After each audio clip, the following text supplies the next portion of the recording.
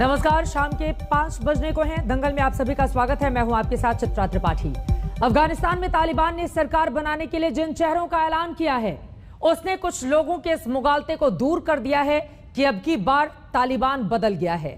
तालिबान सरकार का पीएम मुल्ला हसन एक मोस्ट वांटेड आतंकी है और तालिबान के बेहद कट्टर चेहरों में से एक है। मुल्ला हसन, सिराजुद्दीन हक्कानी और मुल्ला याकूब समेत जो 33 कैबिनेट मंत्रियों का ऐलान हुआ है, उनमें कम से कम 20 चेहरे ऐसे हैं जो अफगान तालिबान गुट और हक्कानी नेटवर्क से जुड़े हुए हैं। जिन लोगों को तालिबानी सरकार में जगह मिली है, उनमें से कुछ ग्वांटनामो बे जेल के सजायाफ्ता भी हैं। तालिबान की सरकार पर पाकिस्तान की आईएसआई की छाप साफ साफ दिखाई दे रही है। हक्कानी नेटवर्क की तालिबान सरकार में जोरदार पकड़ दिख रही है। तालिबान सरकार बनते ही महिलाओं की खेलकूद पर पाबंदी जैसे फरमान आने भी शुरू हो चुके हैं। इसलिए आज दंगल में पूछेंगे, क्या आतंकवाद के मसले पर दुनिया की हार नहीं, आतंकी चलाएंगे अफगानिस्तान? इस मुद्दे पर चर्चा की शुरुआत हम करें, उसके पहले यह रिपोर्ट देखिए।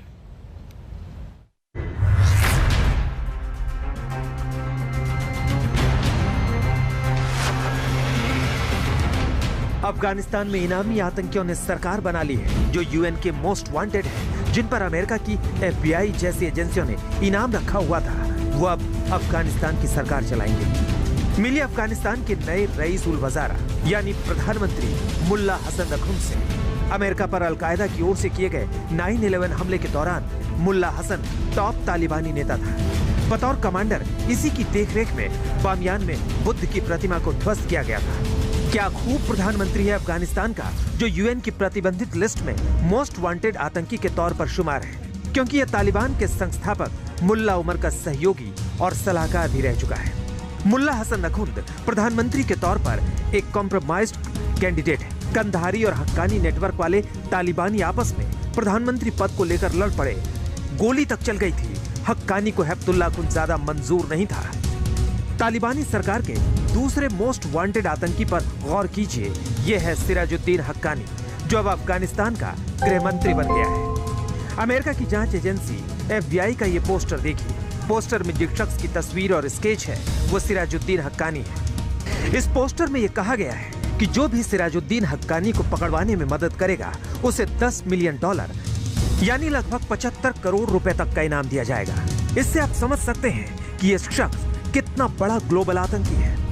ऐसा कहा जाता है कि हक्कानी ने ही अफगानिस्तान में आत्मघाती हमलों की शुरुआत की थी। 7 जुलाई 2008 को काबुल में भारतीय दूतावास पर आत्मघाती कार बम हमले में भी हक्कानी का नाम आता है।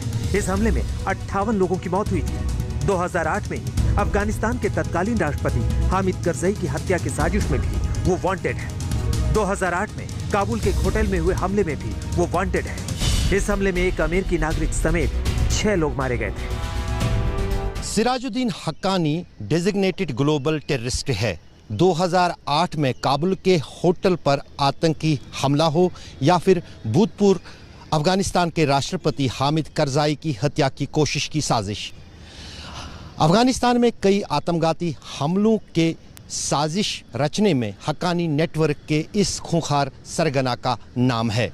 वो कितना खूंखार आतंकी है, इसका अंदाज़ा इसी बात से लगाया जा सकता है कि अमेरिका की खुफिया एजेंसी ने सिराजुद्दीन हक्कानी पर $1 करोड़ अमेरिकी का इनाम घोषित किया है और अब यही आतंकी अफगानिस्तान की नई तालिबान सरकार में गृह मंत्रालय संभालेगा।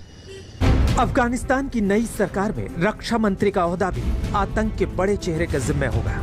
तालिबान संस्थापक मुल्ला उमर का बेटा और तालिबान के मिलिट्री कमीशन का चीफ मुल्ला याकूब को रक्षा मंत्री की जिम्मेदारी दी गई है। तालिबान का राजनीतिक चेहरा रहा मुल्ला बरादर डिप्टी पीएम बना है, जबकि दोहा में भारतीय राजदूत दीपक मित्तल से संपर्क करने वाला शेर मोहम्मद अब्बास टनिकजई उप विदेश मंत्री बनाया गया है। 33 सदस्यों की तालिबानी कैबिनेट में 20 पश्तून है और एक भी महिला नहीं है। Taliban announced their government. It is anything but inclusive. The people of Afghanistan, especially our youth who have only known a free and democratic Afghanistan, will not accept a governing structure that excludes women and minorities, eliminate constitutional rights for all, and does not protect the gains of the past. Taliban की सरकार क्या करेगी, इसकी बानगी मिल गई है। तालिबान सरकार में शिक्षा मंत्री अब्दुल बकी हक्कानी ने साफ कहा है कि आज की तारीख में पीएचडी या मास्टर डिग्री की कोई अहमियत नहीं। वली द दिन په وجه باندې چې د خلکو کوم قرباني ورکړه د دین د پاره ورکړه، نن د دې خلکو چې په دنیا کې کوم عزت ته هغه عزت په وهان نه دی، هغه د ماستر نه دی. دنیا کې چې د چا سره هر څومره ډېری ډیګریانی هغه ته په دنیا کې هغه عزت نه دی حاصل، نن کوم عزت چې مولا او طالب ته د افغانستان په سرزمین باندې حاصل نه. तालिबान के सांस्कृतिक आयोग ने महिलाओं के खेलकूद पर रोक लगाने का आदेश भी जारी किया है, क्योंकि उनके मुताबिक खेलकूद से महिलाओं का शरीर बेपर्दा होता है। अशरफ वानी और गौरव सावंत के साथ आज तक ब्यूरो।